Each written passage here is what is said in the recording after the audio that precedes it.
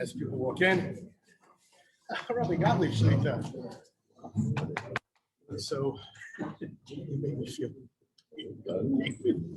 Thanks so much for coming. Mazel tov. Hi. So, I brought a mask just in case. Theoretical. All right. Please feel free to get food. Very important for people to eat more than you can imagine.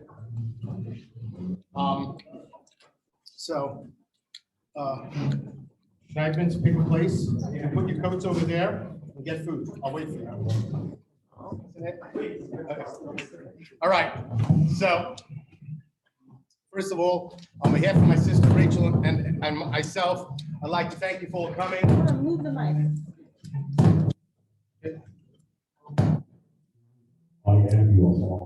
No. Can you hear me without the mic? Yes, but stop knocking it. All right. Move the mic over. All Turn right. it off. Turn it off. Sorry. Go on. No, it's not. Sure. Now it's much better. No. Leave it there. Don't open.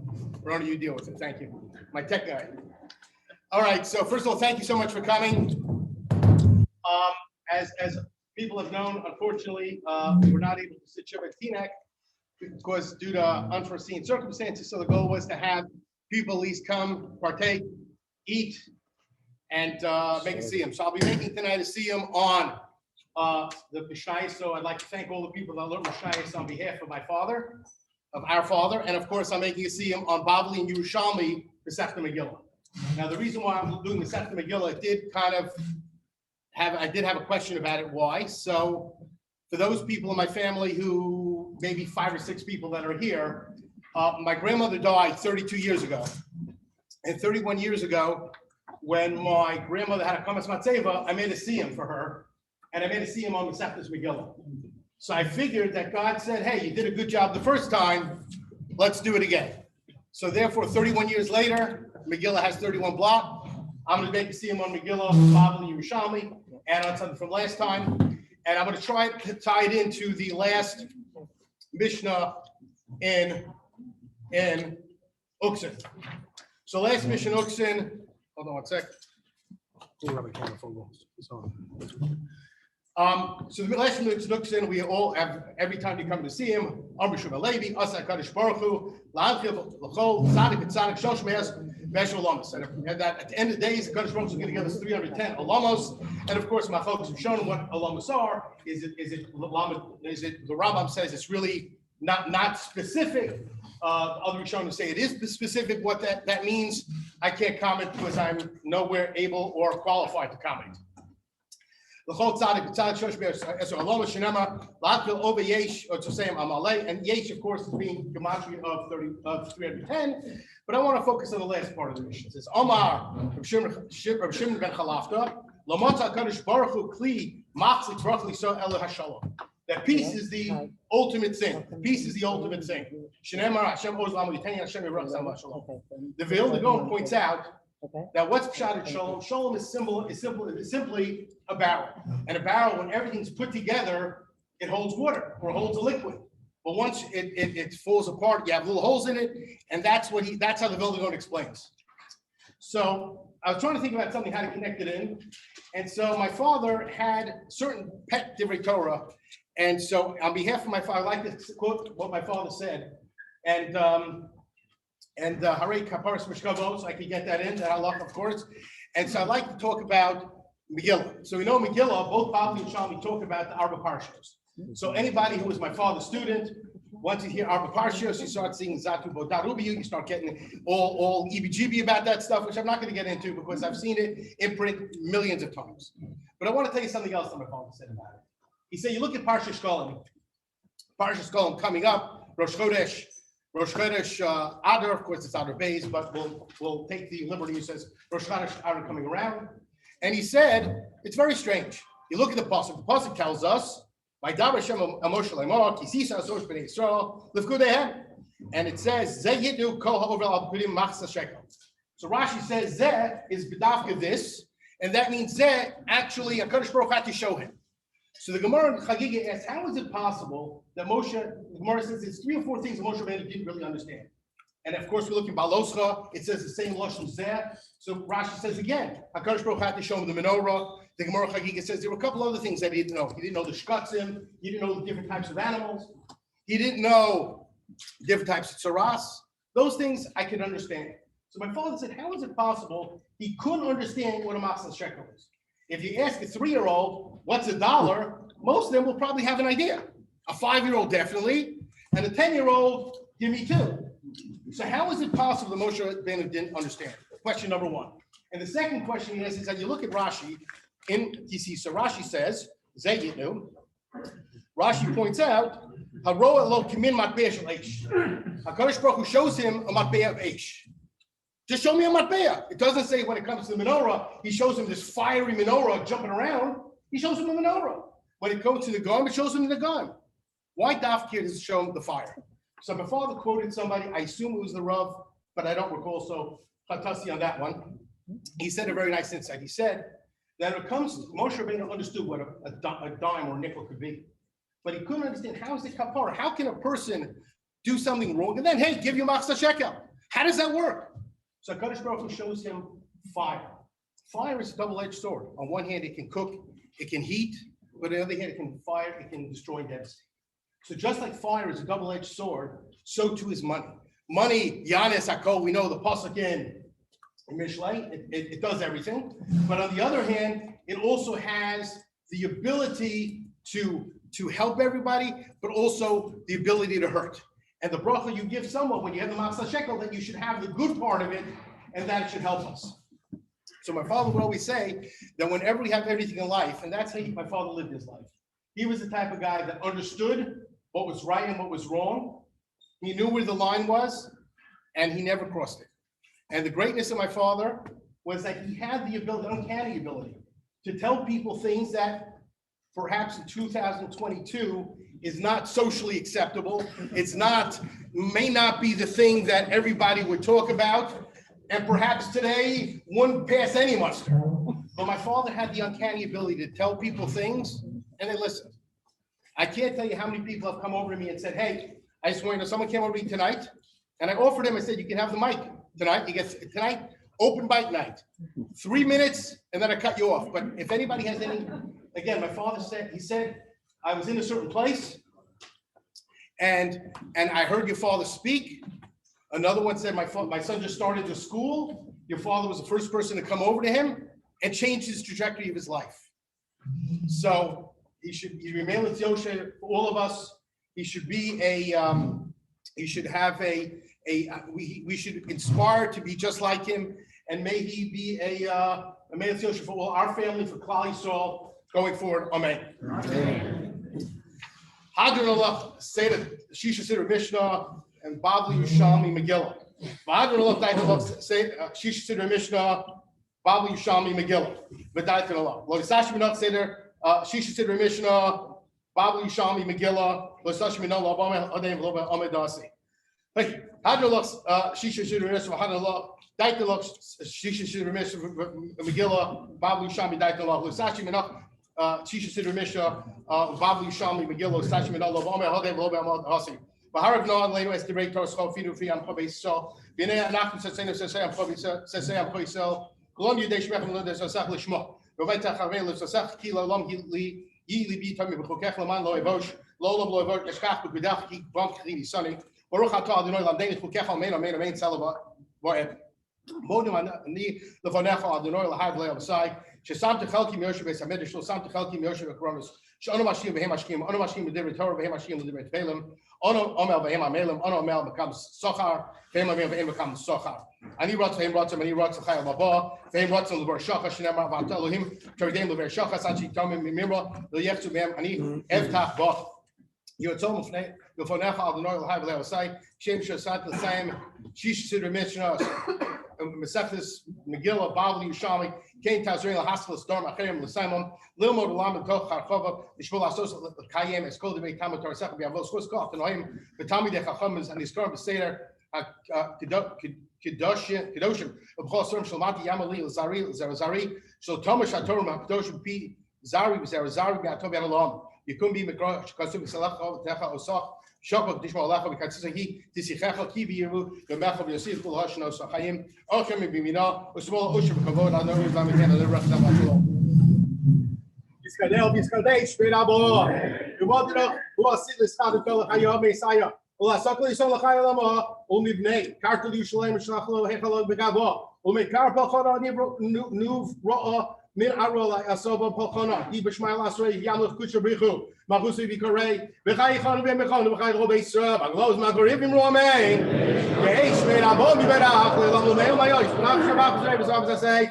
He said, "Love is a little slow. Straight to Shabrichu. I love me. Go because we just when I come outside. I mean, I'm Momain. I saw Rabban about Dami down. But Dami down. But come on, that was my rice. The Asar Hadim Bidi. Because Asari. Hello, Lachon. Shomer Rabbi Chir Bechista Rachamim. Bechayna Richim. Zona Richim. Mefukan Mikadobin. Abdu Shmaim Romain. Yesham Rabbi Shemai. Bechayna Lane. Bechayna Romain. Oseshalom Ramama. We have some Lane. Bechayna Romain. So now, since I'm here now, there's one thing that there's of the speakers that will be coming up. There's only one that was unable to make it from a canifocal, and he asked if he could speak via phone and. Oh, sorry, give me a sec. But feel free to take food. Are you serious? Oh, no. This one, which one? Okay, I know, but I can send it. There we go. Okay, here, I'm handing you over to So we tried this before. I think it does work. We'll find out in a second. I just hung up on him. Beautiful. Just tell me when you have to wait. Feel free, but seriously, feel free to take food. You're on.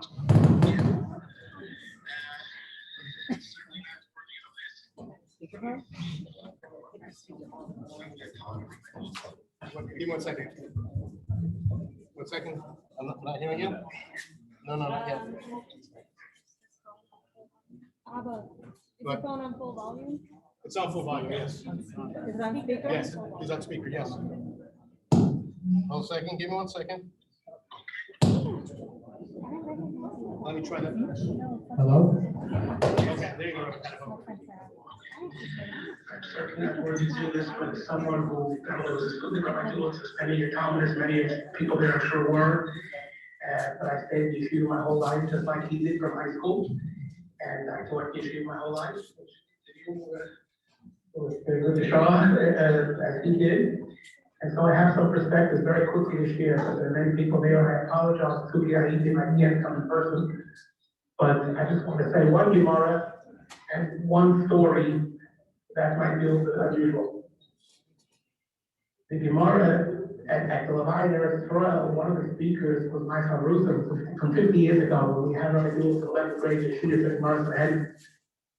And I haven't seen him since then. He's I'm here. He's an academic like I am. Rabbi Dulitz shops his up. His father was an academic. He was spending a year in New York or something like that. And we were Rusam, and we sat right next to him, but in striking distance. And Abiyud, of all that we learned that year, Abiyud zeroed in on Japan's Zion. And the truth is, I remember Rabbi Dulitz once behind me in Elchonan's house in Shloshim on Sanhedrin that we learned. And I only made a few mistakes, and he was very happy. He accepted it. He said, "Okay, go do better." But the Gemara Zion says, based on the in Mishlei, how to buy raise his mother. The Rosh is on I'll be very solid. First question that a person will be asked. The Evidence Tribunal will be about different colors of the Gemara Darshan. The colors, of course, immediately ask the question, but we'll stress this very much. If the Gemara and Shabbat I said one Gemara, but these two go together. Then the Gemara says that the first question that the person will be asked is Masasa and Asata Bamuna. If you do business honestly, then it goes, provide needs in the Torah, so on. The Torah is the payroll to Rabbi Dulitz is also for some length. I won't review those. As he used to say, I learned 3 codes before I came into the room, I'm not going back. And we thought that was very funny. But the answer was you have to learn even in the elevator, and that's what he did.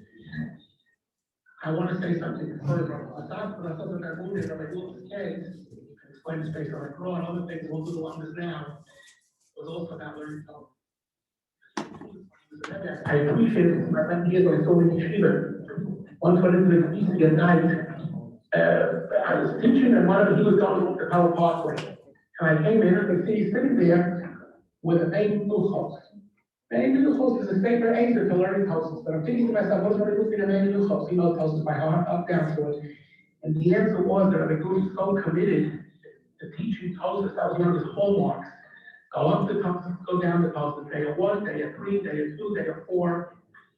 He once said, my son had to do it already. He once said, it was one of those parents' days. There were 2 months we sure in this grade. I was not the best one, because we learned only Tosas. The other year they learned about Shaw. He did barbecue through Tosas, because he knew very well. If you could learn Tosas up and down, you could learn about one before, because it's one Machaber. In any case, what was Rabbi doing with the next house? He was preparing the yeshiva tomorrow. This is maybe 20 years ago, not much more. He was preparing as if the principal was coming tomorrow to monitor his classroom. He gave, not only a Chana said beautifully, right, wrong, what the line, he gave 100,000,000% on his own. He must get it right, he must teach perfectly, he must not miss anything. If he misses something, terrible. He was very hard on himself that way. That's what I saw in the next verse. So the Gemara mentions Vayter. The second question is combining to a Torah. And that's based on the topic that he used to be on the life. The next question is Asaf the Pure Eurydia. Fourth question, see peaceful Yeshua. Fifth question, the Psalm of Chachma. And Iran to Dom becomes Dom. I think I reversed those, but in that case, those are the 6 questions. That's correct. All based on what the Shagol say, I also say the Israel thought, Machlokas Amaroi, you learn 6 questions from that, also because you learn the 60 great missions, all about Torah. Like Dulitz, these are his emblems.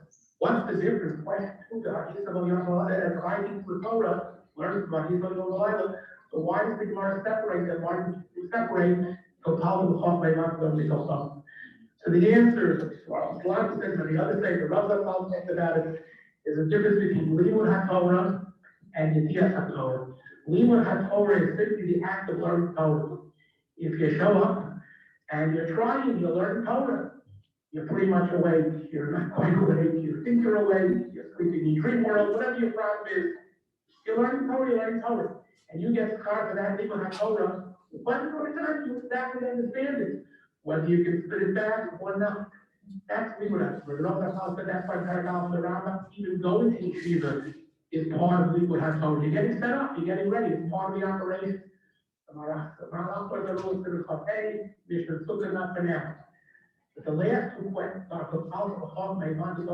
are that's the Yedias HaTorah.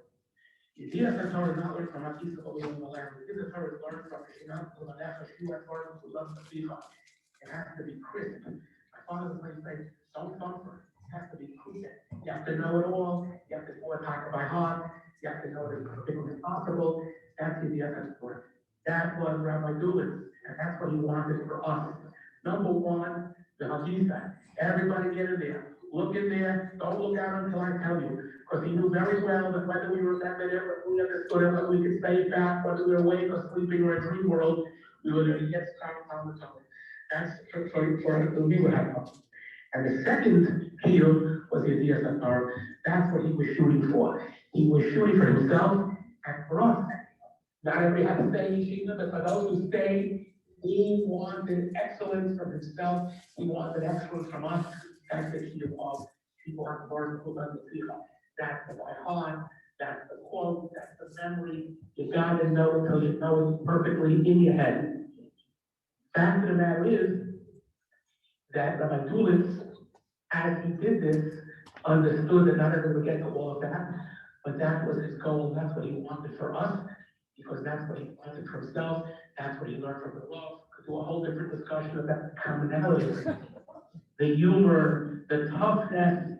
He learned it all from the rough. He did it his way. I once said to a bunch of high school students years ago, when I was a little older, could you imagine Rabbi Dulitz? He doesn't have to sit and teach the same Gemara, the same classes. He could sit right as far as he could go be a yeshiva somewhere. He would have many things to contribute.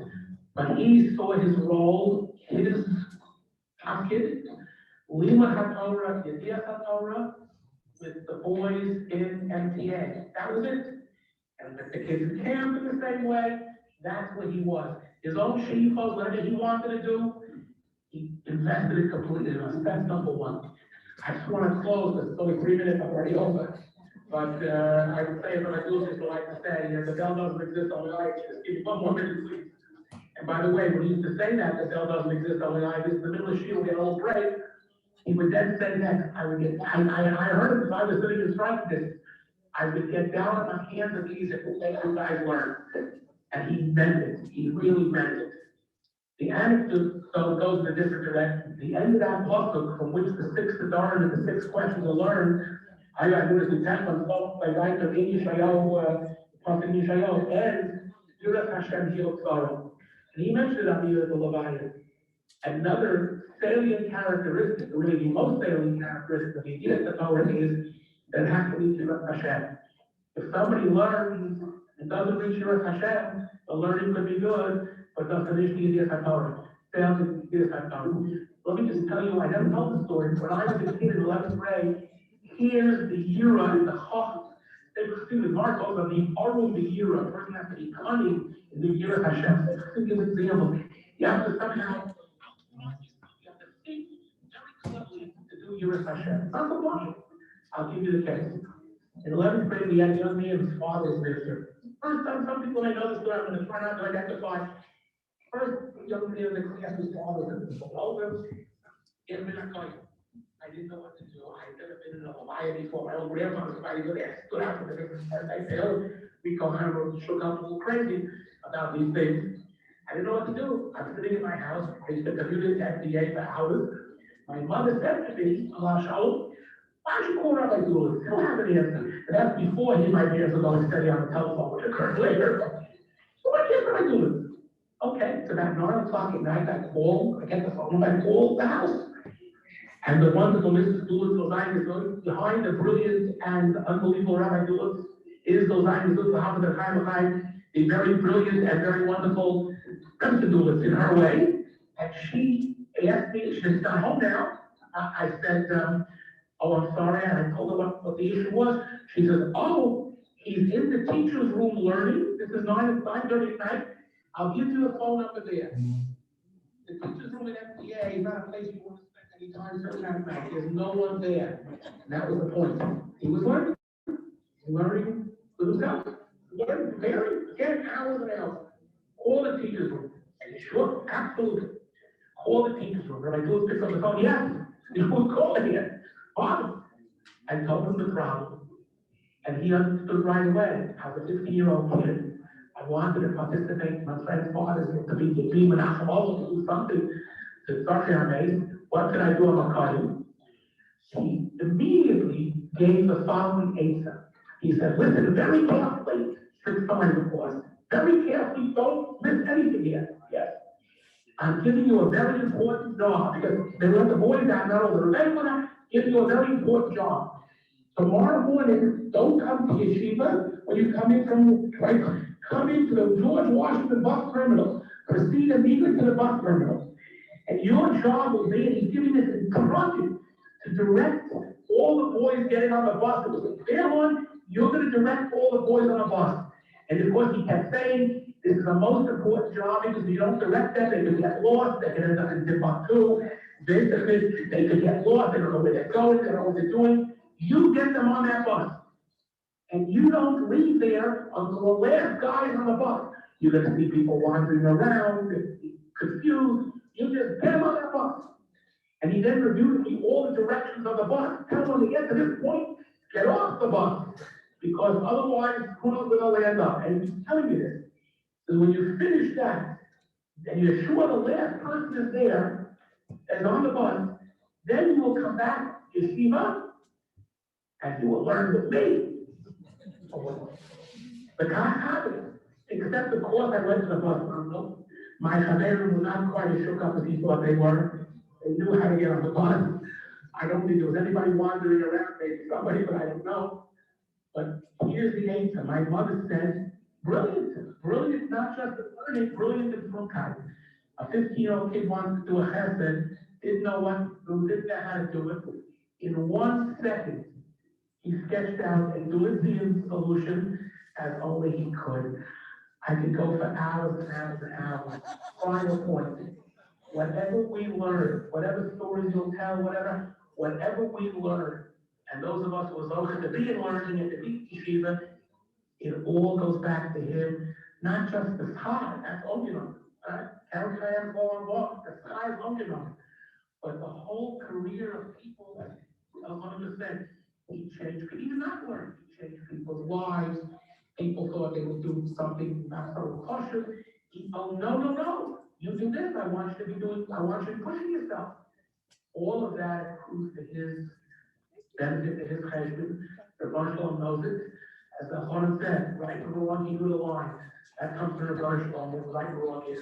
The Shalom has it, and Daddy Nishmas Tzur B'Tzur Chai, and I apologize. So, I would like to say, it's very difficult when someone's not here to kind of keep him at 3 minutes. But if we could keep within that context, it'd be greatly appreciated. I'd like to call my sister next, some words of thought.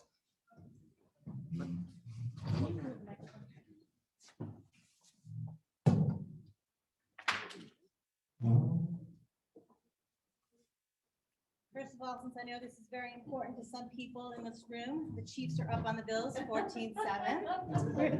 So you don't have to check your phones for scores. I would ask if people could please make sure their phones are on vibrate or not ring or not do what that just was, because if it does, I will find you and I will be really annoyed. As much as we were sitting there groaning just now, that was actually the perfect tribute to my father, because that was pretty much him at every shir or simcha ever. He would just be like, and now he's finished, no, and now, no, not quite yet. So I actually wanted to keep with the fun theme of the evening, as Elchanan outlined it in the Evite. I had a feeling there were going to be many Rabbeim and people with Divrei Torah-esque items to share. So I actually wanted to just share some fun stuff. I already did like the good stuff. I gave my funeral speech. It's still on YouTube if you want to, catch it there. So it's not about my father, great man. You can hear all about it on YouTube. But what I'm actually going to read from is from the WhatsApp group from the MTA class of 1994, which was my class. Yes, that was many, many years ago. Yes, it was not fun having your father teach at MTA while you were in Central. But my friend who was in that WhatsApp group forwarded me some messages that people had no idea that I was going to read. If you're in the room, I'm sorry. They're all mostly good. But I just think they're fun. And because I know a lot of people couldn't be here for Yeshiva Week, et cetera, and so forth. So I'm just going to read them. Never had him as a teacher, but heard lots of stories. Baruch Dayan Emet. He literally called my parents once a week to complain about me, and he started grilling me about halacha in front of total strangers when he was in the middle of sitting shiva and I went to pay a visit. I still remember more from his class than any other in high school.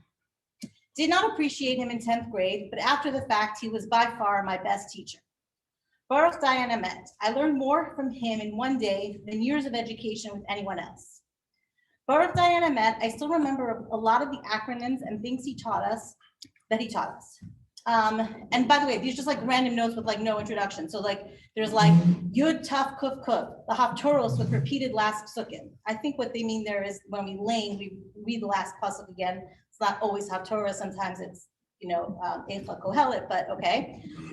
The books of Trei Asar acronym, Neit Zeh Amchai, that was a big one that I also remembered from him. While his mind definitely wasn't what it was the last few years, his personality never changed. I took my kids to a shiva visit when so-and-so passed away and introduced my kids to him. He started grilling them about what they were learning. My kids are still traumatized. Different times. Next person writes, it's a sine qua non, which was really one of his very favorite words. He called my parents to tell them that I'm failing out of his class and didn't do as well as I should have on a test after I got a 99. I still tell people about the At Bash Gar acronym when they ask what day a certain Yom Tov falls on. That's basically what day of the week Pesach, first day of Pesach falls on. You can find out what days other holidays of the year fall on. Then the next person chimes in with the 7 leap years of the 19-month and the 19-month cycle and the 19-year cycle, Guach Adzak, which I do reference in my funeral speech. See you too. Then someone says, and a raw onion. No idea what that's about, but if you're from MTA class of 1994, please feel free to share. My parents never fought, except when I told them Rabbi Dulitz would be calling that night. Then they fought who would have to answer the phone. I really believe that one. He gave me a 59 on my report card, and I asked him to at least make it a 60. And he said, "You failed, not me." Of course, there was always the breakfast coffee bran muffin with the country crock. And this one I really appreciated because I had totally forgotten that. My father had like these periods where he would just get obsessed with the food. In his last years, it was the Diet Arizona Blueberry Iced Tea, the blue drink. But there was a period for months where he was obsessed with country crock, and that was all we had. I mean, people, does it exist even anymore, country crock? I don't know, but that was all we had in our house was the country crock. So he invited me to my parent-teacher conference with my father, told my dad he failed as a parent, then suggested I wear a suit and tie to school for a month. Still the best teacher. Wow. He obviously did something right if everybody here remembers what they learned 30 years later. Pretty impressive. Baruch Dayan, I had him for English after Mrs. Majewski passed away. I used to see him all the time in Tower 41. I was already a rabbi in Atlanta, and every single time I said hello, he would shake his head in total disappointment. Ah, name redacted, and you could have become something. This was in front of my parents and my kids. There was nobody like him. About 10 years ago, I attended 3 classes Rabbi Dulitz was teaching on insight into the Yom Menorah and davening. Still recall much of what he said. He was amazing. Dare I say, for all his mishigas, he would be proud of the way we remember him and all the things we remember from and about him all these years later. He told my father he was a failure as a father on open school night also, though thankfully he didn't suggest I wear a suit and tie. My father still talks about that experience. This is a personal favorite. It can't be a coincidence that he left this world so close to Festivus. He was the Frank Costanza of the rabbinate in a good way. Sounds about right. Towards the end of YU, I did 1 year of smicha. He saw me walking in front of the YU library and I said, "Rabbi, you'll never guess who's in a smicha program." He literally stops in his tracks and says, name redacted, "You might be a colleague. I won't let that happen." Then turns around and storms in the opposite direction. One of his best lines, I think it was yelling at name redacted, but who it was doesn't matter. "If you do that again, I'm going to throw you out of the class and I'm going to shut the window behind you." So I hope that other people have more fun stories and not just really lengthy Divrei Torah, although we do love Divrei Torah, but if you have fun stories about him, we would love for you to share those as well. Thank you. So my father did have some very, very favorite Talmidim. And the reason why I say favorite Talmidim is because whenever my father would come, they would come to the house. And the first person I like to call is Rabbi Weeder, Rabbi Jeremy Weeder, who, I don't know if his kids are traumatized, but he did have the experience with the kids, and I'll let him say what he thinks.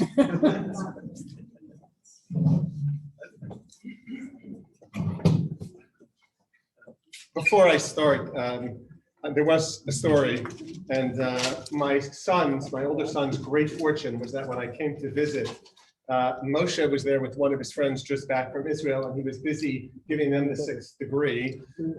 So I do remember he tested this young man and said to him, "You have an inveterate proclivity for puerility and guile," and then proceeded to ask him what each of those words meant. And I'm glad he didn't ask me. I come here tonight as a sense of hakar satov, of gratitude. Rabbi Canterfogle said this, but I'll speak only for myself. That my encounter with Rabbi Dulitz as a sophomore in MTA in that year, it really changed my life. It changed the entire trajectory of my life. And I would say it's very possible that most of the Torah that I've learned, and almost certainly all the Torah that I've taught, would not have happened if I had not had that experience.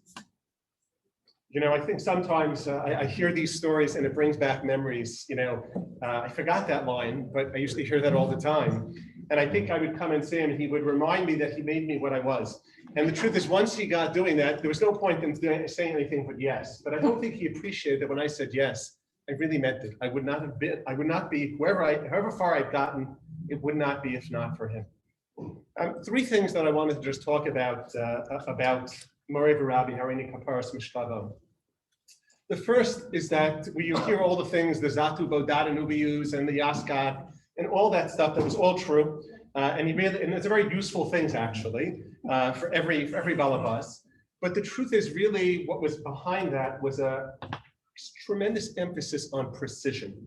After the notice came out on the REIT's rabbinic alumni list, a student of mine who's a Muslim from 6-7 years ago emailed me and said, "Wasn't that your Rebbe?" And I said, yes. And the reason why he knew that is because frequently, and I don't know if I realized how frequently, when I read with my students and share and I make them read, I'm telling them things that I heard 35 years ago, before Aleph, Lam, and Mems, every little thing, and translating every little word, because to Rabbi Dulitz, precision was essential. He had no patience for bumpering, for pretending. He would look you in the eye, knowing that you were giving him nonsense, and drill down until you either said, "I don't know," in which case he would tell you that's your grade, or he would make sure that you understood. And that's not, today nobody really cares about that. And even more, 15 years ago, when some people cared, they try using computer programs to teach people what are the transition words, how do you do that. That's what he did all the time. If you sat at his shir, you learned that, and that's a lifelong gift. The second point was that a sense that our work is never done. The Gemara in Eruvin says that Rav Chisda's daughter said to him, she said, Lena Mar Porta, why don't you take a little nap up? Rest a little bit. And he said to his daughter, he said, Hashta asayome dariche ukatine v'ninam tuva. There will come a day, days which are long, but are very short in terms of Torah mitzvahs, as Rashi explains. I'll have plenty of time to sleep then, that's in the grave. But right now I have a lot of work to do. And I always had the sense from my Dulitz that there was so much to know and so little time in which to do it, but it had to be done. And I think perhaps my interpretation, thinking back on his experience and his perspective, is based upon the Gemara that immediately precedes that. The Gemara quotes a debate between Rabbi Yehuda and Reish Lakish. What is the purpose of night? Rabbi Yehuda, most of us would relate to this, said, Lo ivru leile el shinsa. The purpose of night is for sleeping. You get a lot of sleep. Reish Lakish comes along and says, Lo ivrei siara el legirsa. When the moon is out, when it's night, the purpose is for studying, for learning, for doing chazara. What is this machlokas Rabbi Yehuda and Reish Lakish? Why such a different perspective? So I think the answer is Rabbi Yehuda was, I call a contemporary experience, someone who was an FFB or someone who went to yeshiva, who learned from a young age. But remember that Reish Lakish started out his career as an athlete, as something else, as a bandit of some kind. And Reish Lakish only came to learning later in life. And Reish Lakish started in many ways behind the 8 ball, and obviously he went very far. And the same thing was true about Moray Rabbi. He didn't get the education that many of us were privileged to have, certainly his students. He started when he came to college. And I suspect that he appreciated more than most people the importance of hard work and the importance of not wasting time. And finally, as many of Rabbi Dulitz's students know, when you were his student in his shir, you could almost never do any right. You were probably never normal. Nothing was okay. But when you left the shir, now I don't know if this happened to everybody, but then all of a sudden, if you'd come back and visit, and he'd be talking to you in the presence of other students, you of course would be normal as opposed to the students who were sitting there. And he would often quote the Gemara in Chelek, Chaval al da'avdim v'lo mishtachin. Woe to those who are lost and can no longer be found. And he was pointing to you, of course, in front of the students. It's like, oh, if only I had students like this, now look what I have to teach. But I think that, and I mentioned this during Shiva, I think that when you actually think about this Gemara, this too really reflects on his trajectory in life. The context of that medrash is Parshas Va'era. When Moshe Rabbeinu comes back after one failed attempt, things didn't go well, he comes back and complains to Ribono Shel Olam, Lama hareosa lama zeh, lama hareosa. Right, I'm here, he's going to scream and correct me. Lama hareosa la'am hazeh, lama zeh shelachton. So once Moshe Rabbeinu complains, and HaKadosh Baruch Hu says to him, Vayra al Avraham Yitzchak v'Yaakov b'kel shakai, u'shmi Hashem lo nodati lahem. I made all these promises to the Avos, and I never did a thing to fulfill it to them. Avram had to spend a fortune for them. Yitzchak had to fight all of the stuff he fought over with Avimelech and the wells. Yaakov Avinu had to pay a fortune for a small portion of Shem. I promised them they never complained. They all saw the long game. They understood that you didn't get immediate gratification. And you, Moshe Rabbeinu, you come back after one failed attempt, one small thing, and all of a sudden you're complaining. Why are you doing this? And so HaKadosh Baruch Hu says, Chaval al da'atem lo mishtachem. Woe is it to those who are lost and the lights can no longer be found. And I think that again speaks to his trajectory. It didn't come easy to him because he really had to work hard to catch up. And he always worked very hard. And I said, in that sense, the model of the Avos, that patience, the long game, was certainly something I think that speaks volumes. And I think that as we stand here tonight, I also think very strongly, Chaval al da'adim lo mishtachem. Elchanan said to me a few weeks before the Tira, he said his father was larger than life, which is absolutely true. I don't know if he was one of a kind, but from my perspective, he was one of a kind. The loss leaves really a tremendous, tremendous gap. Chaval al da'adim lo mishtachem. The last thing I would just say to Elchanan and Rachel, I know that probably being his child was complex, to put it mildly. But you've lost both a parent and a Rebbe. I've lost a Rebbe. It's my first time experiencing something like this. And I sense, every time I think about it, I don't have to confront it every day, but I feel this sense of berefness. I feel the world that's empty. And someone who was sort of my link to the Masorah, someone who was so formative in my life, is all of a sudden not there anymore. Someone whose voice, I can close my eyes, I can hear everybody talking, you hear the intonations. Rabbi Kannerfogel, he does a much better imitation of your father than I'm not even going to try. But you can hear, I hear his voice in so many ways, and I miss it. I miss it very much. And I know that it must be many, many times harder for you. And the only thing I can say of Divrei Nechama, Chazal say that tzaddikim v'misasam mikroim chayim, that tzaddikim, even after their physical patira, are still considered alive. And I understand very well exactly what this means, because your father lives on in so many people. People who are balabatim and people who are malamdim. And for those of us who have been zocheh to follow in his footsteps or to try to do our best to live up to his standard, all of our Talmidim have been the beneficiaries of his Torah. And therefore, he really continues to live amongst all of us. Yehi zichro baruch.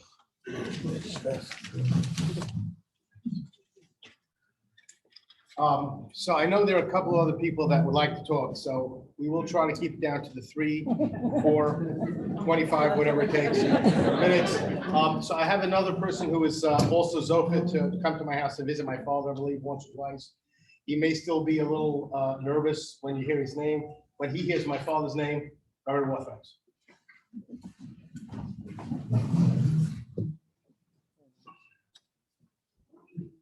Thank you very much. I am truly humbled at the opportunity to spend just a few minutes speaking with you, sharing memories of my 10th grade Rebbe. At this point, it sounds almost cliche-ish, but it is absolutely true. I am as certain as I can be that Rabbi Dulitz set me on a course in life that forever changed my life, the course of my life. Just a week before his passing, my son, who's learning in Eretz Yisrael, was excited to tell me that he had learned a Tosos in Sanhedrin. So I said, what daf? He said, daf ches. Oh, I said, Motzi Shemra? He said, yeah. I said, 8 questions? He said, yeah, how do you know that? Because I don't know every Tosos and Shas. In fact, I don't know any Tosos and Shas, except for that one. I said, I told you many times, anything that I learned with Rabbi Dulitz, I know cold. Rabbi Dulitz only called my house once. He called my house the first week of school to tell my parents that something like they failed in parenting and I was never going to go anywhere in life, and I was just a complete failure. I can't believe this was the only time it happened to him, but my mother put up quite a fight, apparently. I don't remember the call, but she really put him in his place, apparently. So for the rest of the year, he would threaten me every day, I'm gonna call the shrewd lady. He was gonna call the shrewd lady, but he never called again. I was call proof for the rest of the year. That didn't stop him from marking everything up with so much red ink that I couldn't even see what was on the paper, but he never, ever called. He never called again. I remember when I started teaching in MTA and I walked into the teacher's room, seeing a look of absolute horror, terror, and disgust on his face. There's no other words to describe it. But there was beneath the surface, and it was far beneath the surface. There was some true nachas there that made me feel good as a Talmud. But again, I think that really revealed that which we all know about Rabbi, and that is that he loved each and every one of his Talmidim so much. I don't think he ever got over the thought that I would somehow succeed Rabbi Kannerfogel. The thought of that he found just to be a complete and total, a shanda on every level. But I do remember, even in the weeks leading up to the Prabha 20 years ago, him being, excited at the prospect that I would somehow even have such an opportunity, brought such tremendous nachas to him. I do want to say that in the week of his Petira, I spoke about him in Shul, and I said at the time, I believe it was Parsha Shemos. I said that Parsha Shemos begins with, of course, the introduction, Moshe Rabbeinu, so HaKadosh Baruch Hu, a very, very unique relationship, the likes of which we would never really see again in the Torah. The Torah declares that the relationship between HaKadosh Baruch Hu and Moshe was so unique, it was unprecedented, and it was unfollowed. And it's interesting that the very first words that Hashem says to Moshe after saying, Moshe, is, Shal na'alecha miyaraglecha, take your shoes off. First words, take your shoes off. And only afterwards does he introduce himself and does he say, here's who I am, and here's what we're going to do together. Very cold, very, very, in some ways, almost uninspiring, and, very, very strict. Take your shoes off. And Reb Nebenzahl points out that Sefer Shmos ends, of course, with the Hakamas HaMishkan, and there again we see that a place that was ultimately supposed to be a place of connection between Klal Yisrael and Jewish people, also initially is almost off limits. The Torah tells us that the Kohanim, Moshe Rabbeinu, was unable to enter the Mishkan because the covenant of Hashem was Malayas HaMishkan.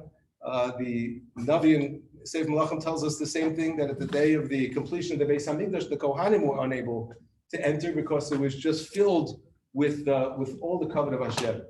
And Reb Nebenzahl points out that even though ultimately the Mishkan and the Beis Hamikdash would be a place in which there could be a genuine connection of Ava between HaKadosh Baruch Hu and the Jewish people, in order for a relationship to really, really grow, in order for a relationship to be ultimately a healthy one, it has to be founded upon Yira, which means, respect, genuine respect and reverence, but really understanding your place and why it is that you were here. And only afterwards does the Ava grow and develop. And I can say, and I believe all of Rabbi Dulitz's Talmidim would say the same, that there's no question that he created an atmosphere of, as he would call it, dread and terror. And of course, a lot of that was drama, and a lot of it was show, and it was entertainment, and we knew that. I don't think that anybody was ever quaking in their boots. Did he speak about that? Shaking, quaking? I don't think that we were ever afraid for our lives in every literal sense. I don't believe so. Although I still have a hole in my neck. But at the same time, he made it very, very clear that we're here for a reason. We're here for a reason. We're here to learn. We're not here to mess around. We're not here to have a good time. And of course, there was a good time, but but what came through, and especially looking back now as an adult and looking at him again through the eyes of a 15 and 16-year-old, is pure love. Is pure love. He had so much love for his Talmidim. He had so much belief in his Talmidim. And it is truly remarkable to me as an adult, and honestly, it's very frightening as a teacher to imagine that a Rebbe, a teacher, can have such an impact on a Talmud, even really generations later, to still continue to feel that. So it really is, once again, a tremendous honor and a privilege to have an opportunity to be mishtatef with each and every one of you on this special occasion. I just want to say one other thing. At the Levaya, somebody mentioned the Torah tapes. I want you to know, the Torah tapes, I want you to know, it brought tears to my eyes because he really demanded, as was said, excellent precision. We learned Sanhedrin with him that year. I had a very difficult time on Dav Dalet. Yeshem L'Mikra, Yeshem L'Masoros. For me as a 10th grader, it was all over the place. For those who are familiar with the Dav, I really had a hard time with it. And no matter how much time he would give me in Shir, and no matter how much time Rabbi Yudin, who was the rabbi of my shul, would give me, I didn't understand it. And he said, you got to get the Torah tapes. And I still remember sitting there, press, rewind, press, play, rewind, press, play. But I'll tell you, Rosh Shechter, it was unbelievable. And I look back at those, were such formative moments. And Rabbi Dulitz not been breathing down my neck. I'm talking in Fairlawn, I felt it. Had he not, I would have given up. I was like, why am I going to do this? But the press, the play, rewind, the press, the play, rewind, again and again and again and again. It was absolutely amazing. He was a trailblazer in my own mind, and I'm forever grateful. So I thank you again. And as Rabbi Weider said, there is no question about it that his impact on the world is and forever will continue to be felt. As with Hashem, you should continue to be a source of tremendous inspiration to the entire family. How many minutes did I go over? About 10? Again, I am not here to criticize my father. Listen, one thing my father is very, very mocked about. Kavanah Torah. Rob gets up, say nothing. You sit back, you ask questions. I say, we got no problem. Thank you. And by the way, I guess where Rob was literally 20 seconds ago. So I thank you very much for the words of tribute. Ronnie, I need you to plug it in again. There's only one other student that I'd like that could not be here tonight. Another one who actually I saw in MTA, my father actually saying, concerned that he was actually a Rebbe. Not that he's the only one, it's Rabbi Shimon Kerner. So Rabbi Kerner is on the Zoom. I'm going to just call him right now. And also had many years of dread and terror. You're talking on the phone now. I know, anytime you need. You're on the phone, Rabbi Kerner. Oh. Can you just talk? Can you talk? Hello? Hello? Please get food, seriously. Rabbi Kerner? I can hear you on the phone. Can you talk? Go. Can you hear me? Yes. Can you hear me? Yes. I'm muted. Anytime you need. Tell him he's on the phone, not Zoom. You're on the phone, not Zoom, so everybody can hear you. Tell him to just talk. The problem is they can't hear you on the Zoom, so I put you on the speakerphone on my phone. Yes. Hello? Everybody Can can you hear hear me? Yes. Yes. Can you hear me? Oh my God. Yes. Go. I'm going to be very brief on our wedding, but I could not pass up the opportunity to speak just for a couple of minutes about Mori Rabbi, labeled Dulitz, said the Rafa. I like the people who spoke before me, Rabbi Weider, Rabbi Rothwax, was a Talmud of Rabbi Dulitz in MTA, and eventually I became a Talmud Chaver. When I became a Rebbe in MTA, one of the things that I was most proud of was becoming a colleague of my own Rebbe, and I believe that my own Rebbe was also very proud to have me as a Talmud. There are many things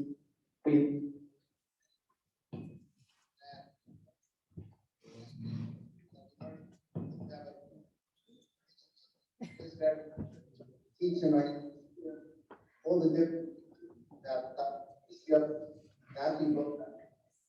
all the but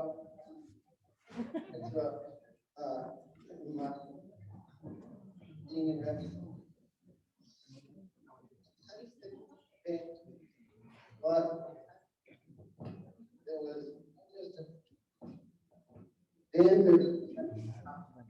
but the end having learned that, just, point out for someone that, The phone's breaking up, I can't hear you myself. was the doc. And, we, throughout the year, were told the real state and cut. The excitement, the first was from the road, was pre-Pesach of that year in, 19. And,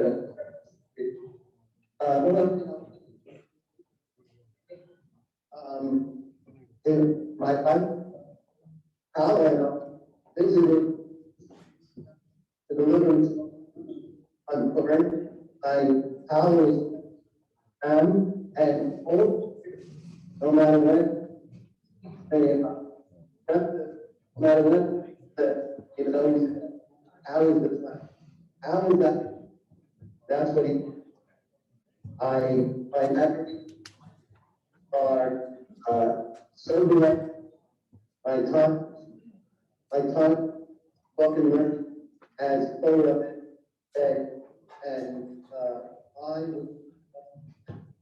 who were moved by his tremendous teachings, his tremendous personality. He's a Baruch.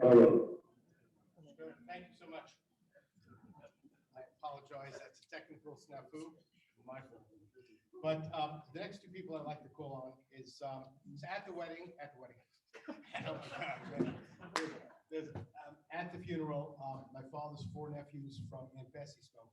Tonight I would like to first call on his nephew and niece from Aunt Leah's side, starting with Felice. I know 3 minutes is not even going to be a possibility. I'm not even going to go there. Can we go 5? Yeah.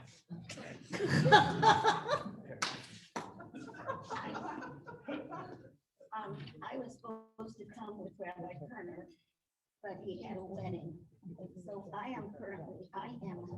name is Felice Pillay, and Rabbi Dulitz was my uncle. And he was a very unique person. I really feel he was one of a kind. Now, he was the last of, there were 2 sisters. My mother's name was Leah Miller Avashalom, and the other sister was Beth Galvin Avashalom, and then there was my uncle Abel. He was the last of the Dulitz family, and he was a wonderful man who had a big heart and a big laugh. He was a funny guy who was always trying to lose weight. He was offered a full 4-year scholarship to Tulane University, which in New Orleans is a very prestigious school. However, at the age of 17, he told his parents, Morris and Jenny Dulitz of New Orleans, Louisiana, that he wanted to go to Yeshiva University. And of course, my grandparents understood, and they said whatever he wanted would be good.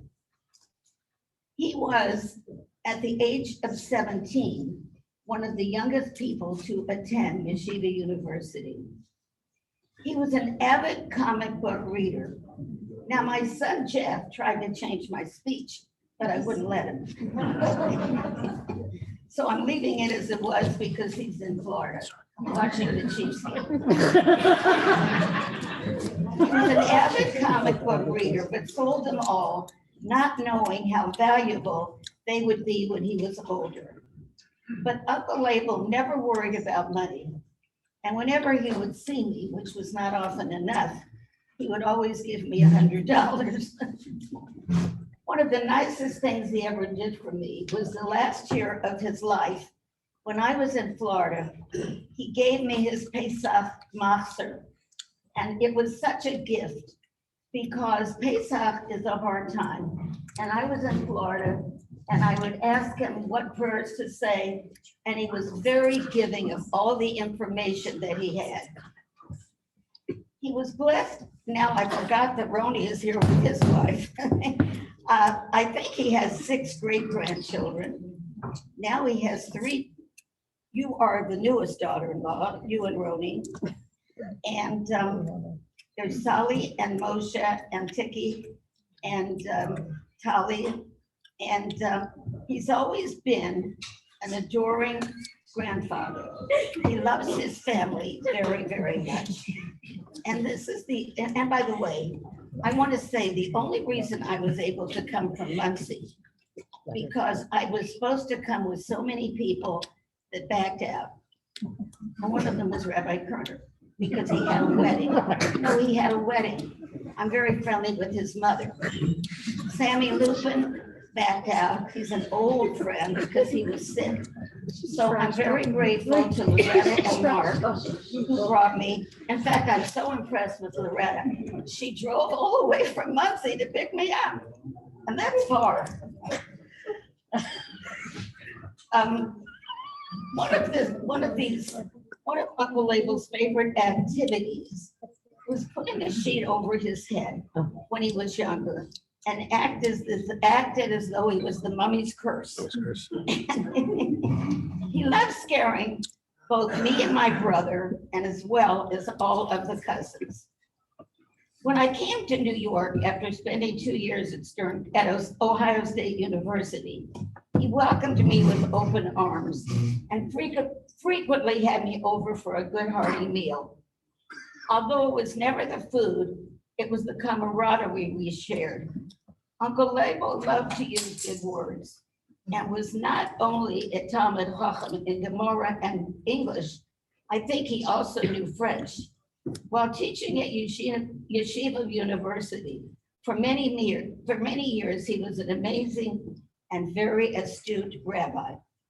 I do remember that if you weren't, and my son Jeff told me that he always leaves the windows open so that you wouldn't fall asleep in his class, because he did not tolerate misbehavior. He knew all of his students by name, and if they were not behaving, or God forbid, doing something that he did not like, he would call their parents, and one of the parents had to come to the school to rescue their child. Parents, if I remember correctly, were scared to death of him.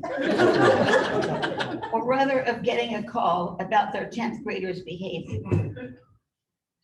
Sadly, I found out that only Ari and Jonathan had him as their Rebbe. Somehow Mark and Jeff escaped. But I think they would have liked to have him too. He was one of the best Hebrew teachers and someone that everybody was happy to have. Now, Rabbi Kerner, who could not come, was going to bring a carload of young men. But unfortunately, he had a wedding. My old friend Sam Lupin got sick. So if it wasn't for Mark and Loretta, I would have been unable to come. As I said, he was very, very good to me, and he put up with a lot of nonsense when I asked him halachic questions. And by the way, I always told him my chametz, and he wouldn't take a dime. As a family, I am so happy that Mark and Loretta brought me here and that I could share the wonderful remembrances of my rabbi, of my uncle, my mother Abba Shalom's brother, Rabbi Label Dulitz. Thank you.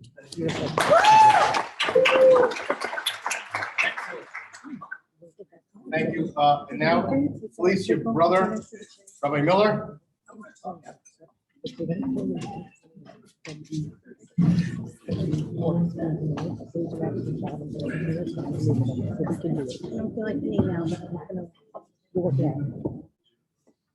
There were many Hispanics at my Uncle Abel's funeral in the Kafura discussing his wonderful attributes, his genius, his photographic memory, and his being a great teacher. All of them are true. However, in my very brief remarks, I would like to focus on how my uncle influenced my life. I went to Yeshiva University to a great extent because of him. My parents helped me choose YU because of my uncle's urging them to do so, and because they knew that my uncle Label, being in New York, being in New York and teaching at YU High School would help me in my Hebrew studies. Indeed, that was the case. He would frequently ask me questions about how I was doing in Gomorrah and Chumash. And he would ask me other questions about my studies. He would give me a passable grade, which I believe was because I was a relative. And I consider that nevertheless a great accomplishment. It is quite possible that had it not been for my uncle Label, I would not have gone to college in New York, not have stayed in New York, and not have met my wonderful wife and stayed and raised a family in New York. Of course, my uncle was more to me than just a teacher. He was a wonderful uncle. I know that he was the wonderful. I had spent wonderful summers in New Orleans with my uncle. As my sister mentioned, he would wear a sheet over his head and act as a mummy in the bedrooms of my grandparents' house. I also remember fondly his going to parks and playgrounds with me in New Orleans.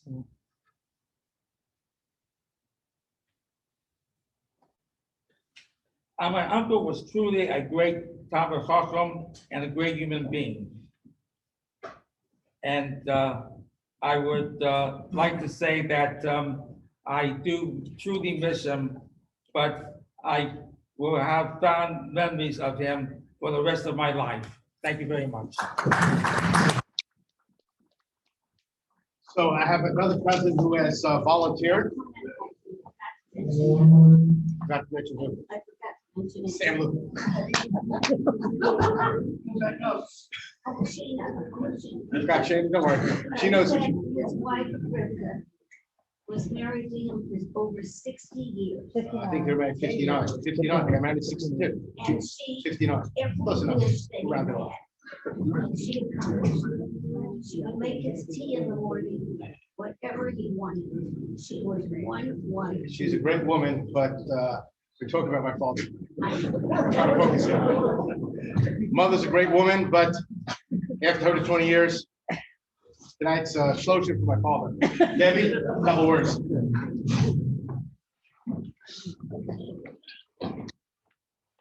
Hi, another cousin here. I'm going to be very quick. Felice, you opened the door and I just had to walk right through it. So, because when you came to New York to go to Stern College and they opened their home to you, they also opened their home to me when I came from Los Angeles to go to Turo. They had me over for every yontif, lots of shabbosim. And I didn't know I was supposed to be afraid of him because I was a girl, he was legendary in the family, right? And he was brilliant and he had all the bachrim at the table. And because I didn't know I was supposed to be afraid of him, I would sit and listen. I would watch him yell at the bachrim if they didn't do it, absolutely. But, you know, being a relative and, you know, we all have those genes in us. I kind of decided as I got older that every time the family simcha rolled around, I was going to give him a hard time.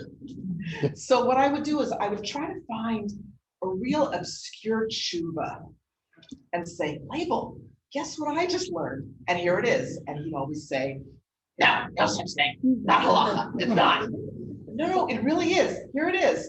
And he always had a smile on his face afterwards. And he'd come back to me at the end of the simcha and say, you know, I thought about it, I've got to look it up, but I think you're wrong. But that's okay because it was kind of a give and take. And like I said, I didn't know I was supposed to be afraid of him. Last thing, when my oldest son was bar mitzvahed at the Young Israel Scarsdale, a very different community, he comes striding up to the front of the shul, sits in the front row, and you saw 50-year-old men, Rabbi Rothwax, waking in their boots. They really were to say, oh my God, Dulitz is here. What's he doing here? And they were afraid. And some of these people were my very close friends. They said, you're related to him, why didn't you tell us? And I said, well, your reaction, you know, but I just wanted to put a little more spin on the humanitarian side because we do hear from his colleagues, his Talmidim, and we all know what a great Talmid Chacham he was, but I just wanted to reiterate that he was actually kind of a fun guy, and I miss him.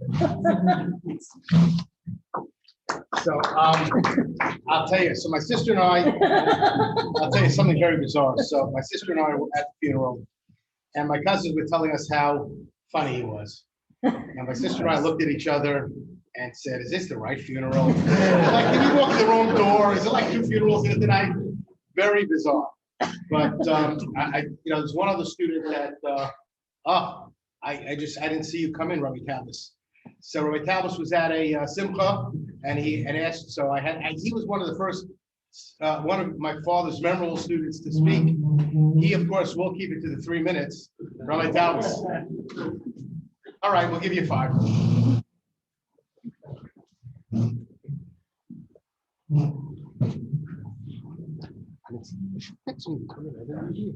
No, please, no, please. I saw you. I gotta. I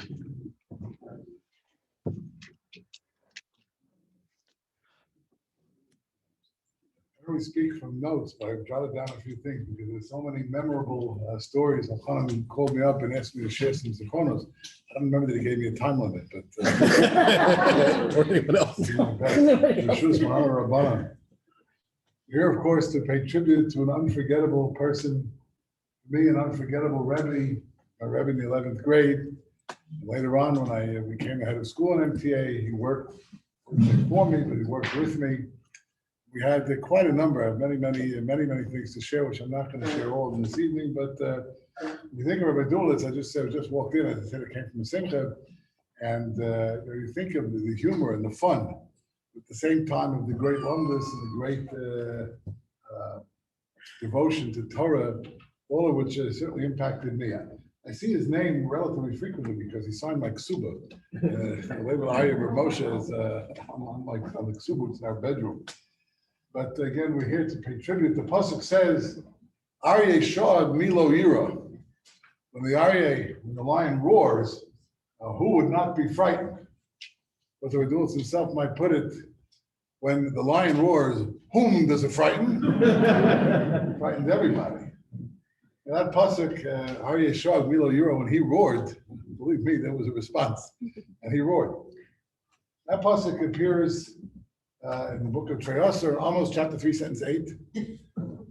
When it's also the last pasuk, as every child knows, of the Haftarah of Parshas Vayeshev. We made sure we children do all of that. Right? Of course, it's not always read in the Haftarah of Parshas Vayeshev because sometimes, in certain years, Parshas Vayeshev is the first Shabbos Chanukah. And the 2 Shabbos Chanukahs, the first one was always Vayeshev. Every once in a while, Vayeshev, the Shabbos Chanukah without there being 2, in which case we read from elsewhere in Treyasar. Zechariah chapter 2, sentence 14. Right, Ronnie V'Simchi, also the Haftarah of No. Kiseitze. very good, all wrong. Anything else? Bahaloscha. Bahaloscha. Every fool knows, right? That used to be a line that my Dulitz used to use. He would sometimes tell you, we'd be learning something, we come to the Maharsha, the Maharam in the back of the Gemara. I learned about a comment with him. Sometimes in one of the comments, they ask a question, and the end of the comment had the Rosh Tevis said the Kuf Lamed. That depends. If Rabbi Dulitz thought it was a tremendous kasha, he would say, it's impossible to understand what the Toast is driving at. If you understood it, he said, a simpleton would understand it. How does he understand it? I say, yeah, see?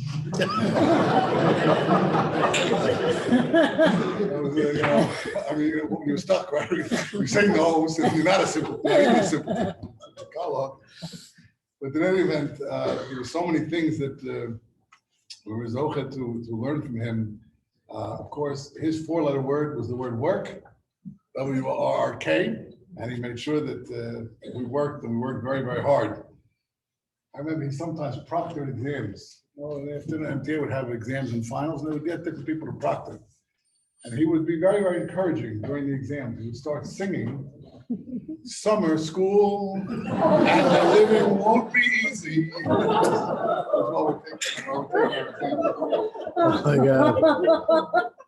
My time when I was a student in 11th grade at MTA, so the TV show Saturday Night Live just come on. Those days, the show was from 11:30, went to 1 o'clock. You may remember. I think it's shorter now. I don't know. Still does. Still does. Same. Okay, but it was 11:30 to 1. And we had yeshiva on Sunday morning, but some of us would watch the Saturday Night Live. And then naturally, we didn't know what was going on in Shia Sunday morning. And the Dulitz line was Saturday Night Live equals Sunday morning dead. I remember that one. Now, of course, it was mentioned at the Levi, I think both here and there at Yisrael. I was able to watch both on Zoom. The different Namanik, Zatu Bodad and Ubiu, Guach Hadzat, the Kriyas Torah for the order of the Kriyas Torah for Pesach, Mishach Torah, Kaddish V'Chaspel, Psalm Mibra, Shlach Buchor, and then the Megillah. He made sure we memorized all these different ways of knowing which Torah reading is and which Haftorah reading it was. Again, it was just something that obviously has stayed with me to this day. Sometimes we learn at Tosas, those who are familiar with the Talmud, Tosas often asks a kasha of a different Masechta. So we were learning Baba Kama, and the Tosas asks a kasha, let's say, from Sanhedrin. So Dulitz would say to us, now Tosas assumes that you know the Gemara in Sanhedrin. I assume you know nothing. And therefore, I'm going to first explain to you the background. That's how it introduced. That's how it introduced the story. But we learned Baba Kama, and our Dulitz categorized everything, and the system worked for him, and it worked for us too. So those who are familiar with Baba Kama, beginning with the big four. Shor, Bor, Mav, and Hever, the 4 different types of damage, and the little 3, big 4 and the little 3, Shane, Karen, Shane, and Rego, right? That's how we remembered things, and that's how I remembered them also. One of my memories of Dulitz, he was very much kafuf to his Rabbi. He had great, deep respect for all of his Rabbi. I remember, maybe Chanan and Rachel remember this, he was honored at a dinner, at an MTA dinner as a faculty honoree at one of the dinners. It was not long after Rabbi Rum's had passed away. I think he learned by Rabbi Rum when he first came to the yeshiva, and he said with the passing of, I remember him saying it very emotional. Seriously, he said with the passing of Rabbi Rum, the last of my great Rebbeim has passed away, and he felt there was a certain achrayus, and he had great regard for Rabbi Rum. I remember at that dinner they gave him as I guess the token, some type of a wine decanter and so on. And he referred to it as a flagon, Mantor Hall, flagon. Those are not familiar. Mantor Hall was a workbook which had hundreds or thousands of vocabulary words that would be useful for the SAT. The 2 books that we had, I was also for English as well as Bashir. So we had Mantor Hall, which is, I guess that's a publishing company, but he knew Balpet, knew Bahad. And every time you came to a word from Mantor Hall that was in that book, there were thousands of words. He would tell you, Mantor Hall, Mantor Hall. So I thank everybody for this flagon, Mantor Hall. I remember in those days, there used to be rallies downtown for Soviet Jewry and for Eretz Yisrael and so on. And I remember one particular rally, we went down, so we stood by Shir outside the Dag Hammarskjöld Plaza, the UN, people my age and older remember those rallies. So there were different powerful speakers getting up, and I still remember we're sitting, and Rabbi Dulitz would stand there, humming. We spoke about that now, at the back, and one of the speakers said, "And Eretz Yisrael will remain ours in perpetuity." And he turned around and said, "Mantor Hall."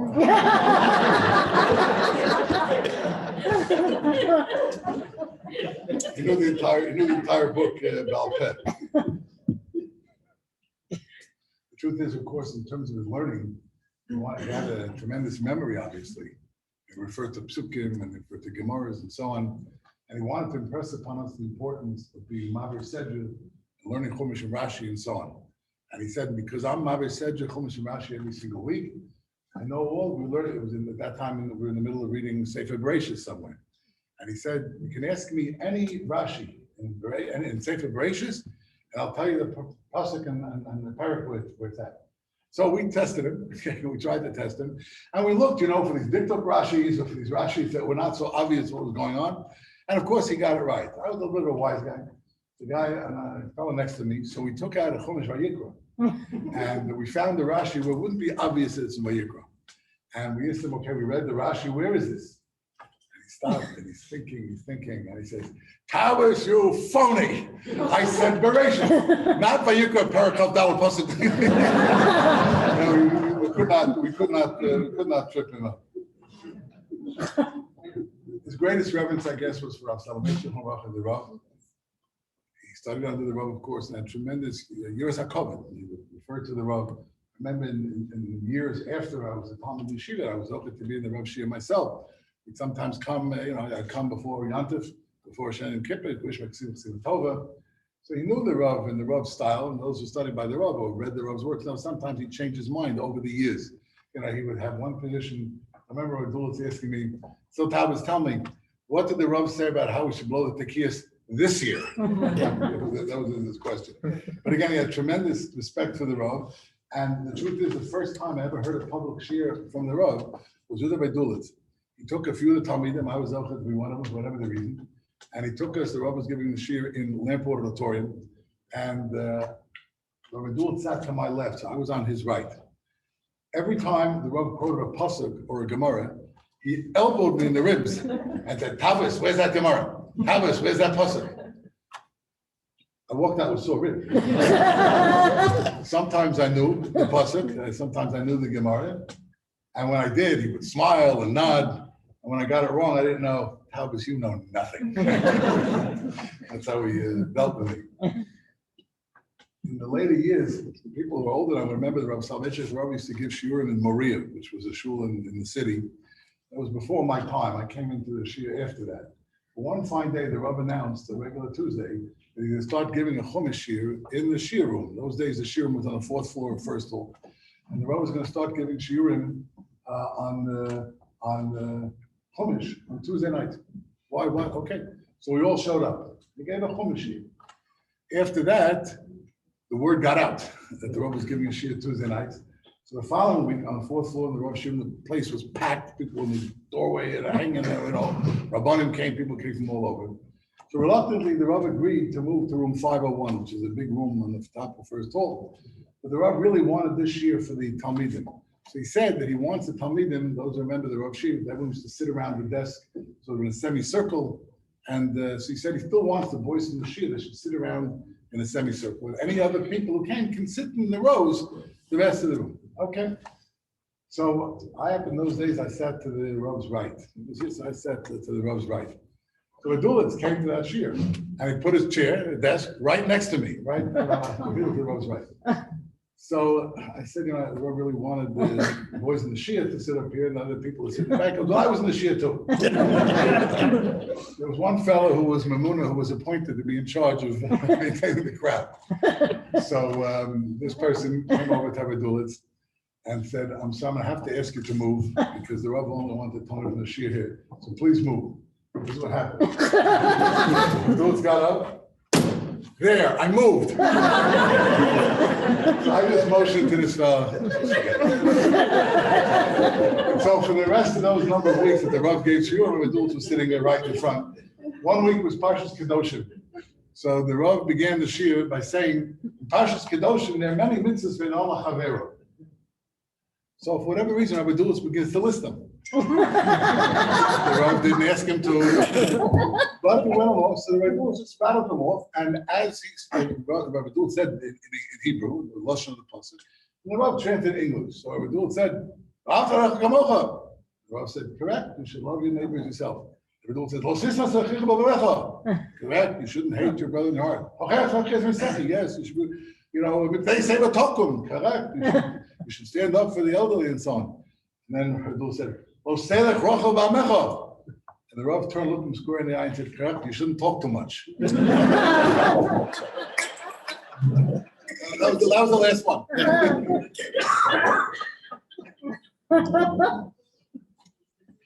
In those days when I was in MTA, so they didn't have a morning minyan.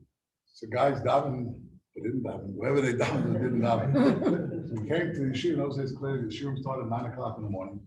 So people may remember across the hall from the base medrash in the main building, now called the annex. So guys didn't always, I grew up here in Teaneck. In those days, there was 1 minyan in B'nai Shur at 6:15 in the morning. I wasn't always going at 6:15 in the morning, I can assure you. So I davened at home. I actually had a ride here. I davened in the base medrash, whatever. But they would have Kriyas HaTorah for the boys who didn't hear on Mondays and Thursdays. The boys who didn't hear the lady, the Kriyas HaTorah could come and Kriyas HaTorah and would hear the lady. So very often Rabbi Dulitz was the Baal Koreh. When Rabbi Dulitz was the Baal Koreh, he dramatized the reading. So a couple of things stand out in my mind. I mentioned before Parshas Vayeshev. One, in Parsha Vayeshev, when he came to the pasuk with Yaakov rebuking Yosef his dreams, Dulitz read in a very dramatic voice, Havo navo ani v'imcha v'achecha v'shtachavos lecha arza. That was one dramatic reading. The other dramatic, it wasn't dramatic, but in Parsha Tayisora, Avraham Avinu wishes to purchase the burial plot from the Neches. So here's the Dulitz reading, and he says, standing like this reading, I was sometimes a Kappa, whatever. He says, Vayishtacha wrong, lifnei am haaretz. And then he stares right at the guy. Starts where the poor guy happened to be. I said I had it for English as well, and it was also a memorable experience. I say memorable because you have to memorize half of Hamlet and Macbeth. You had the big 50 and the big 70 and the big 30. We have 3 English periods. I have a 3rd period. There's a line in Hamlet, Act 2, Act 1, Scene 5, line 80. Which says, the ghost says to Hamlet, oh horrible, most horrible. And the ghost says, and those are my 3 English classes. Horrible, and most horrible. I was looking to happen in the 3rd period. He put up with no nonsense. He wanted to make sure you could read the Gemara properly, and he would let you have it if you didn't read it properly. He would also not put up with nonsense. Sometimes the student, you figure, you can finesse things a little bit, and then the Rebbe will fall for it, and he'll think you know what you're talking about. So Dulitz would lull you into this false sense of security. So one of the famous stories, I know was mentioned before, but this did not happen in my year, but it was a famous story. Gemara says in Psachim Daf Chav Tes, it says, Amarav Chametz Bizmano Bein B'mino Bein Shalom B'mino is awesome. So one poor fellow reads the Gemara and he reads Amarav Chametz. Bizmano Bein B'mino Bein. So Dulitz says, yes, okay. So what did Rav Chametz say? And what do you think he meant by this? Why do you think he would say this? The guy figures I got him, and he's just telling the whole story. You're crazy. You're talking about it. Here's how you read Amarav, Chametz, Bizmano, comma, Bein B'mino, Bein Shalom, dash, also, exclamation point. Always punctuation. That's how you have to learn. I said before, I learned about a comment from him, and we covered quite a lot of ground. No question, I was impacted in a great way by what I did. The class was, again, you had to work, you had to learn. And in terms of reading the Gemara, you want to make sure you read it properly, understand it properly, a kasha, a teretz, not just throwing stuff out. And he looked at everything so carefully. In my time, the other Rebbeim in the 11th grade at that time were Rabbi Noah Goldson's and all Rachan, Rabbi Yitzchak Sun's and all Rachan, Rabbi Chaim, Rabbi Moshe Yagid. Were all men of smaller physical stature. But Rabbi Dulitz, so Rabbi Dulitz, during the break, whatever, the 11th grade, he would pin them in the corner. I can still picture it. Rabbi Dulitz was a big man. But what his tells us me wasn't that he would have, but you saw as a student that he worked to understand it. He wanted to make sure he got it, as he would say, chlor, right, to make sure everything was clear, and he had it in his head, and that's how he transmitted to the students. And all I can say is that I was tremendously impacted, and so to use his language as we cogitate and ruminate and deliberate and contemplate and meditate about Rabbi Dulitz, the unforgettable person who said had tremendous influence upon me in terms of my own learning, my own development as a Ben Torah, and I really feel that I owe a lot. That again, especially his reverence for the Rav and his reverence for for learning and for Torah. Is something which, to me is simply unforgettable. And all I can really say is that we recall him with reverence, with veneration, and with obsequiousness. Nice word. All I can say is that Tehei Nishmas Tzur B'Tzor Chaim Yehi Zichro Baruch. Okay. I think people need to leave, it's fine, but there's one other speaker that will be very interesting. I know that there are many, many stories that he will say. Hopefully I will not be mentioned in any of them. Jackie Stroman.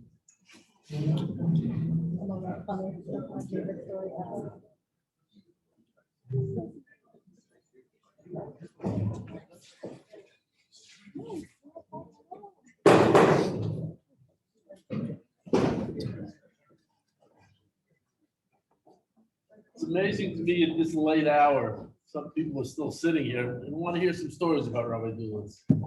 One of the things that Rabbi Dulitz was famous for were mnemonics. Zatu Bo Review, God's phone number, so on and so forth. But if you needed to characterize, describe Rabbi Dulitz in one word, in my mind, that one word is passionate. He was absolutely passionate about everything he did. He never met a Talmud that he didn't think he could influence positively, and he really worked at it. Ironically, one of the best mnemonics Rabbi Dulitz had, again, began with the letter P. He was famous for pressure plus phone call plus parents equals production, or heat from the bottom rises to the top. Now, again, we've been sitting here listening to stories. I'm about to tell you certain stories that only I could tell because I was grossly involved in. Rabbi Dulitz read my family like a crystal piece of glass. He knew not to bother calling my father. He called my mother, and did not come out well for me. I would challenge anybody to come up with a note like this. The note reads, "Dear Rabbi Dulitz, I'm very sorry to learn that Jacob had a 0 on a test today. Sincerely, Mrs. Gusta Stromer." And it is initialed by the then assistant principal of MTA. Now, it was very simple.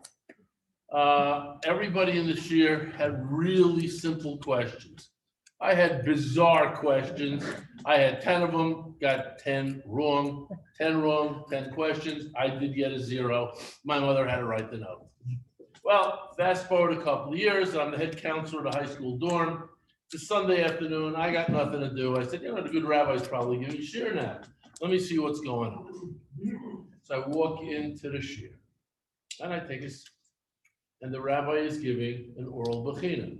Now, let me tell you, I'm having deja vu all over again. This is not going to work out well for me. And he starts to ask a question. And he turns to me and goes, "Jackie, what's the answer?" I'm going, he's out of his mind. I'm not in the shit. I said, "I believe the rabbi is referring to the 8 levels of charity as prescribed by the Maimonides in his magnum opus, which is, of course, the only way you should answer questions to the rabbi." He goes, "Very good, Jackie. What's number 1? I'm looking at him like, come on. So I probably could come up with 8 levels of tzedakah. Probably not in the right order. I got number 1, and thankfully, his attention shifted to somebody else, and he asked those questions there. And of course, somebody else said, he turns to his shir and goes, "When Jackie was in my shir, he got every one of these questions right." And I had the note in my pocket. I go, "Rabbi, after shir, I wouldn't do this in front of the shir. You do seem to have selective memory here." And I showed it to him, and he knew I had it. But again, Rabbi Dulitz had a tremendous impact on me. Now, again, happened to me.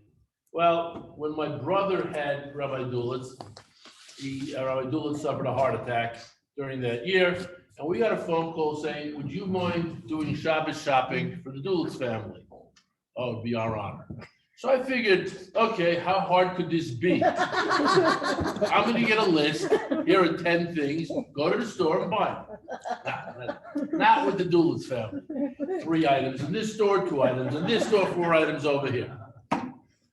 We walked back into the house, and it wasn't as cold as tonight, but it was post-Hanukkah. I know this because a young fellow in the house, Elchanan, turns to me and says, "Jackie, could you put a curve in the hockey stick I got from Hanukkah?"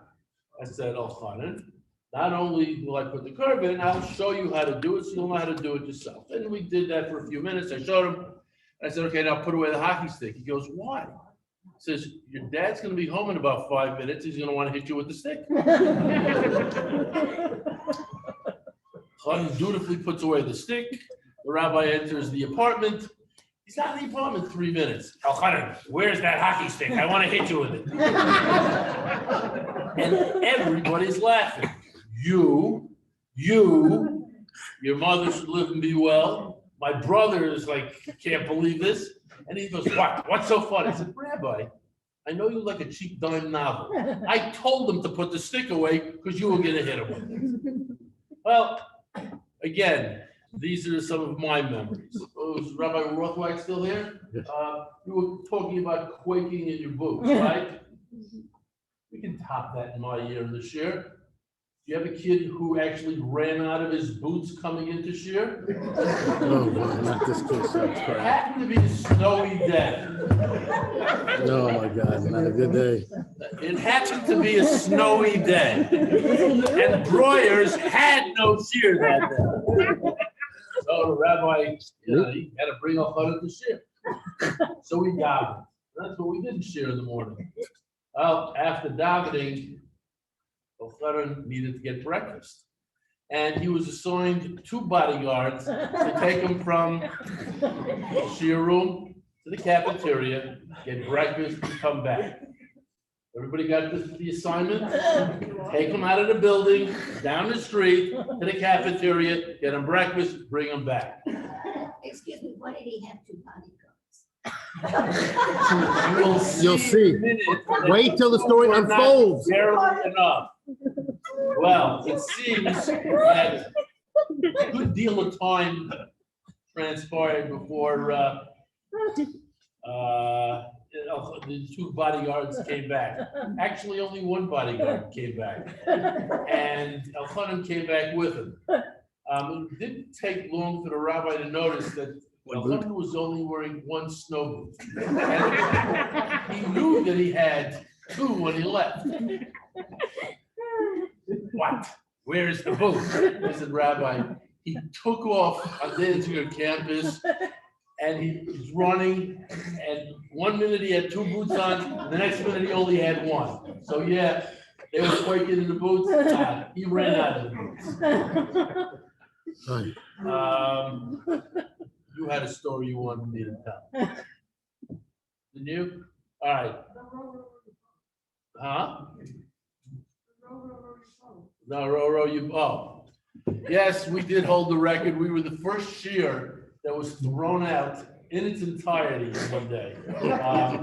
We were having a chavrusa time in our room. Now, we were on the 4th floor of the MTA building. The reason we were on the 4th floor because there was no 6th floor to stick us in. And so we're sitting there learning, and the rabbi leaves. Left to our own devices, we started a rendition of Row Row Your Boat. It was great. Rounds, 3/4 harmony, this and that. Of course, we forgot there was 1 other shear on that 4th floor. That Rabbi didn't care for our rendition. Well, Rabbi Weinbach, Zichron Livracha, came up, out. Everybody from the shear out. Come down to the office. There's not enough room in the office for the whole shear. We're all sitting out front. We're waiting there 5 minutes, 10 minutes. Suddenly, Rabbi Dulitz appears, and he's making a beeline to Rabbi Weinbach's office. And he sees his entire shear there. He's going, no, impossible. And we ended up going back up into shear. And the last story is Ari Weeder asked me to tell this story. Again, Rabbi Dulitz had a relationship with every student. Mostly good, sometimes not so good. And there was one fellow who he did not exactly see eye to eye with, and everybody in the grade knew about that. Well, that kid borrowed a backgammon set from me, so I guess that's my connection.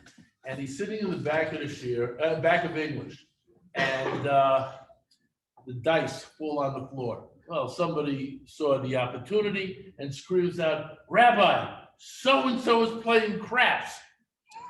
This is all Rabbi Dulitz needed to hear. He makes a beeline to the back of the room, grabs the guy by the collar, and starts running through the hallway like a madman. And he finds the assistant principal who is teaching a class.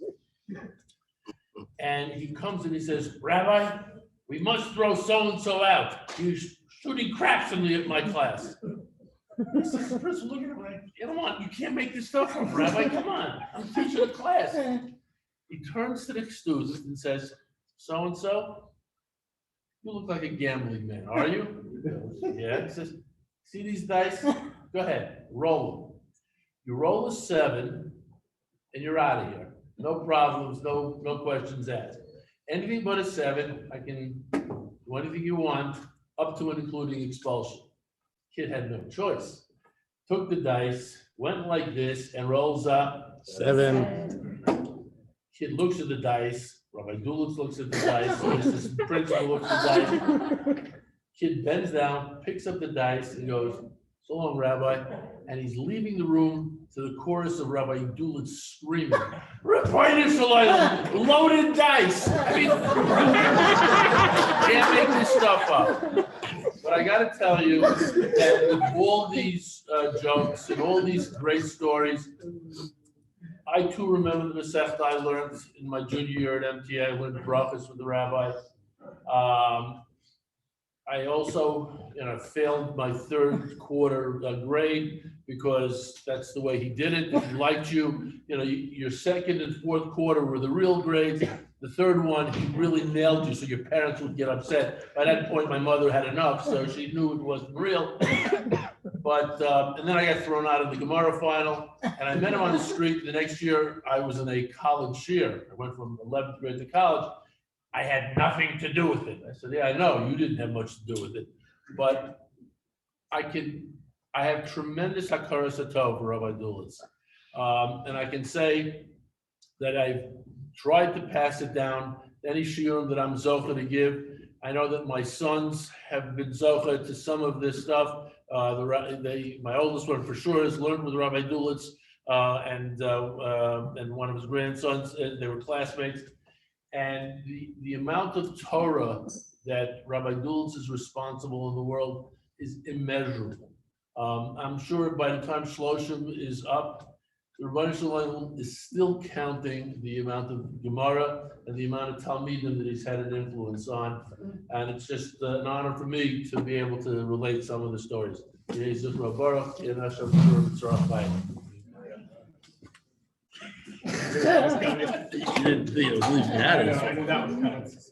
Listen, so right now, is there anyone else, again, I offer this in the Evite. I know there are a couple of students that still haven't spoken, Michael, and I was wondering if anybody had anything else to say.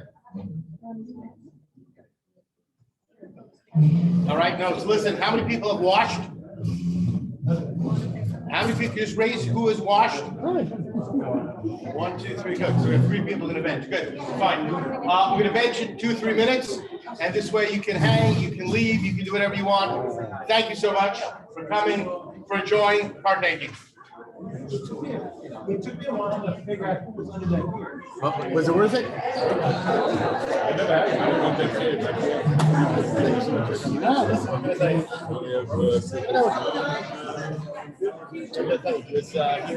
It's bigger than life.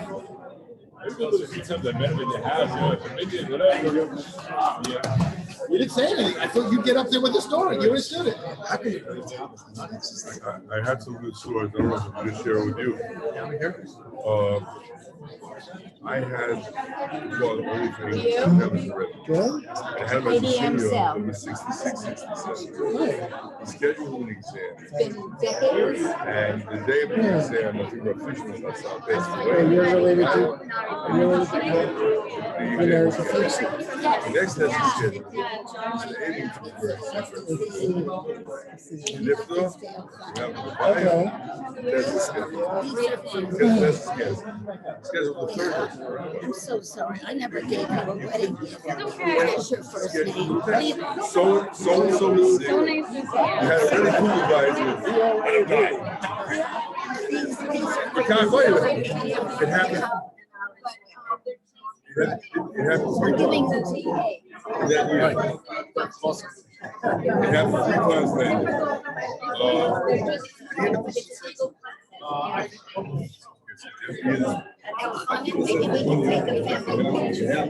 How are you? Jeff Cullen. Good, how are you? I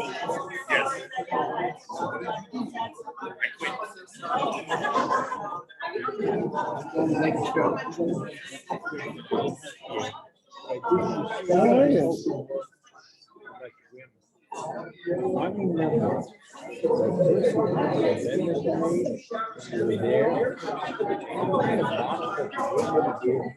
777. That's a grown grandmother. That's right. Different grandmother. I don't know. I still have some left over when I was. Okay. Right? You're right. It's a grandmother. I don't know what's the grandmother. That's my mother's grandmother. Right? I don't know who these people are. And not here. And not here. Thank you for everything. Stay squat for the film, safe trip back home. Thank you so much. Buddy. So you do know. My. Good. How's it going? Yeah, you're good. Yeah, good. 2001. I don't want We went to the bus to go up. All right, that's right. The federal bus. Yeah. And your father's in that front seat. Zach's about to start How you MTA. make it for the past couple of And years? your father says, come sit with me. And he asks him something. And he So, says, Bob? what are you doing? He says, I'm thinking. And he says to him, what are you doing when you're thinking? And that is our Sounds family good. line now. What are you doing when It's you're like, thinking? you're thinking, what are you doing when you're thinking? And every time we're on the bus, Zach said, yeah, I'm right back. Once he gets you, he doesn't stop. But I think that's exactly like he did this. But in 10th grade, he was gone already. That was the whole YU, the whole YU episode mess. Whatever, listen, of course, I listen, whatever. So that was our whole family. And we have a family. My father You're on was camera. memorable.